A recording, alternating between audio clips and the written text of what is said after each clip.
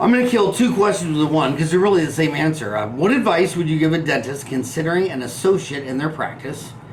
And the second question is, I'm about to start a private practice in a rural town. I'm curious as how much profit you can make from one hygienist a year. I've heard several dentists say you basically don't make any money off of hygiene. How true is that? I'm considering hiring another hygienist on regardless as an opportunity to expand my patient base more than anything. Thanks in advance for any help. So basically the business cycle, my go-to man on the business cycle was Schumpeter, the Austrian economist, got a Nobel Prize on it.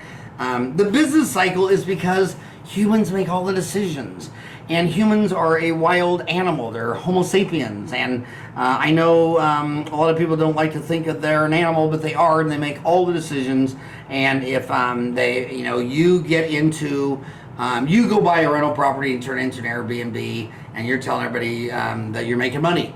So your neighbor's fear of missing out, FOMO, so he does it, and it leverages up, and the next thing you know, you're taking all this data, the housing market, which your 100 years of data is when everybody is an owner-operator, not a renter like an associate. They own the home, they fix it up on the weekends, they pour their blood, sweat, and tears into it, and then you think you're going to own this and rent it out because you saw Grant Cardone or this or that, and once everything starts getting away from the norm of owner-operated skin in the game to a bunch of fancy Wall Street stuff, it just doesn't work in the end. In fact, what's neat about geometry is if you go around the world, a sine, a cosine, a tangent is the same in every country. But when you start talking about politics, all the words mean something different. Even in the United States, the definition of a conservative Republican, it changes every 20, 30, 40 years, going back centuries. But the original word of socialism actually that had nothing to do with benefits and healthcare and Medicaid. It was the workers wanted to own their means of productions. So the 5,000 year bloodline is that when governments would say, we're going to come by your farm with a bunch of soldiers and we want half your crop, everybody did that. That worked. But when they come back and they said, we want 60, 70, 80, 90, when they crossed that red line a half and started getting into 70, 80, 90%, they drew their swords and everybody had to bleed and die. Same thing with the land. When all your big government spenders, because God knows they can spend your money 18 times worse than the dumbest member in your family, once they decided they were going to take your land and said, well, we're going to take your land and half your crop. Again, they had to get the swords out. So when you see these politicians like AOC walk out there and say that she thinks the minimum tax rate should be 60%, it's like, read a history book. That ends in bloodshed half the time because you can't spend money but more efficiently when you're 1,000 miles away. The person on the farm is the person that can best decide if he should grow wheat or Milo. And whenever you have centrally planned governments saying, oh no, you plant soybean, it's been a disaster. I remember when I graduated high school in 1980, I think everything evened out. I was in Kansas. America was doing 3 times more exporting of extra wheat than the Soviet Union could grow completely, and the Soviet Union covered 12 time zones. When the sun came up, Moscow was going down in the Bering Strait. It's just simple math. And they also think in 1,000 miles away that they're the only one that's pure and cares about nature and cares. They're the only ones that care. The same people stealing half your money. So the bottom line is you have to know where you are on that business cycle. And when you're expanding and you're going up from like 94 to 2000 was the biggest expansion I think I've ever seen. You adding hygienists and you're adding an associate and you're in expansion mode. Good Lord, man. I turned 60 this month of August. This is the largest contraction I've witnessed in 60 years, and it hasn't even started yet. My God, the NASDAQ's down 30%. The U.S. bond market's down the first time in my lifetime. It's already down 20%. And you're still in that mode where I'm going to add an associate. No, you're not.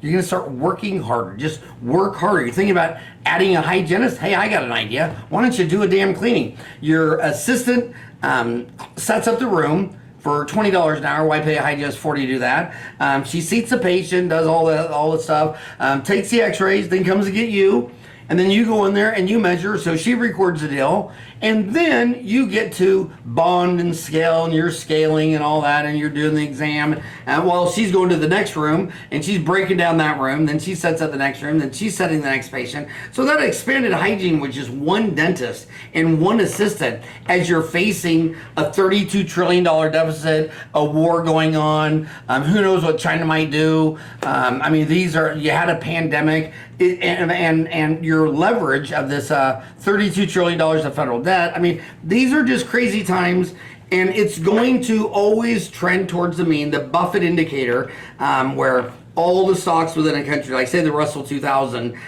all those stocks can't be worth more than the country's 1 year GDP. I mean, if your country's GDP is 1, how could the stocks be worth 2? When it's only 2,000 stocks, when 85% of the people in America don't even work for a publicly traded company, and then not only did it cross the Buffett indicator to 1, it crossed to 2, and then it crossed to 2 for the whole globe. So these are completely, it doesn't matter. In fact, if you say, well, it doesn't have to go down, okay, so then what you're telling me is that in a few more years, the Fortune 500 will have more profit dollars than the entire GDP.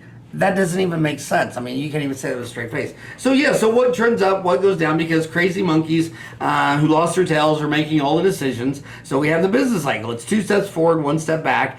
And I think that you're looking at least, I mean, the Great Depression was only 4 years, and they didn't know what was going on. So nowadays, it's more in the 18 to 24 month thing, but then you add on a big war, and then you add on other things. It could be an easy couple years of stagflation, economic malaise, whatever, but this ain't the time that you're adding hygienists. Why are you adding I don't even get it anyway. You pay a hygienist $40 to set up the room? Does that even make sense? She went to 4 years of college to do what my dental assistant can do for half the price, and then go see the patient, and then take x-rays, and then the hygienist can't probe. She's got to get someone to record the probes. I don't even understand what you're doing, unless you're so busy doing the 5 big crowns, molar root canals, implants, partials, dentures. If you're just doing those all day long and that's getting booked out, of course you don't want to do cleanings. Of course you want an associate to do all these HMO, PPO, Delta Dental fee schedule, composites. I mean, my God. The hardest thing in the world to do for me was always a quadrant of MOD composite. You go in there and it's like MOD on 2, 3, 4, and 5. Jesus, that's an hour, a rubber dam. There's no shortcuts. You just got to knock them out. And holy moly, that's hard. And then they're paying you a fee for that. That's not much greater than your costs, unless you switch to amalgam. And then you switch to amalgam. It's a slot machine, but the market does not like amalgam, and they're faster, easier, last longer, better metal, all that kind of stuff. I mean, shit, it's half mercury, the other half silvers, copper, zinc, and tin, and it's going to fail from a bacterial infection. So you got the 5 really toxic shit, and of course it lasts longer, and it's metal, not plastic. But I don't know. I just think that this is 2022, and we're in a contraction. I've never seen anything like this in my entire life. I've never seen it, and like I said, it doesn't scare me or anything. How you wouldn't believe how much stuff I sold. You wouldn't believe what my cash position is. But I don't really care. I mean, I'm not going to do anything if I make the money or not. I have a very I don't spend a lot of money. But the bottom line is this. I would just start cutting cost, and I would start getting rid of anything. You know, the joke is if it flies, floats, or some other F word, don't buy it, rent it, right? This would be the time to get rid of the boat. This would be the time to get rid of the Airbnb, the cabin. I would build cash reserves, because I think you're going to have a lot of shit going on sale. And this is, if I had a dental office, I would be far more concerned with how I could cut cost than how I would be. How are you going to get Delta Dental to give you a raise? And when they do, it's going to be a big media PR thing or whatever, but is it really going to be a big raise? I mean, like I say, the Federal Reserve says inflation is 8.5%, but hell, just homes went up 19% last year. And isn't it just beyond amazing that the Federal Reserve doesn't include homes and their basket of goods for inflation deals? It's all corruption. Money's the answer. What's the question? All that kind of stuff. I can't tell if it's stupidity or just corruption. As I get older, I think it's a lot of both. So, God, this is just not the time to start getting leverage and expanding. This is the time to sell off what you don't need. Let people go. You know, when people are sick or get retired or don't want to work from the pandemic, just don't replace them. And I would get your debt leverage down, and I'd get your cash reserves up high, and be prepared for a lot of sales. And these DSOs deals on LinkedIn, by the way, and you can check this out. I have like 41,000 followers on LinkedIn. I think I had 300,000 followers on Facebook, but I deleted that during the pandemic. I needed more time, so I deleted Facebook 2 years ago. I don't do anything on Facebook, but on those LinkedIn deals, 41,000. I can't tell you how many MBA brokers have contacted me and they said, "I don't get it." You know, and they're doing these DSO deals, and they don't get it. They're like, "Where's the money? It's all leverage." And a lot of them, the thing that scares me is these major DSOs will sell to another private equity group. You know, usually the whole period is like 5 years or whatever, and they'll do the person buying it. It was all cash. There's still no skin in the game. They bought this DSO for all borrowed money, plus the closing costs, legal fees, everything. Nobody even put a dime in it. It's just a game. It's like a hot potato. And when the music stops, nobody has to find the chairs. I could see easily at the 80-20 rule, I could easily see 20% of every DSO operatory out of business. So get smaller, you know, play with full hand. Faster, easier, higher quality, lower cost, and smaller. So business cycles, read shooter, we're contracting. Have a great day.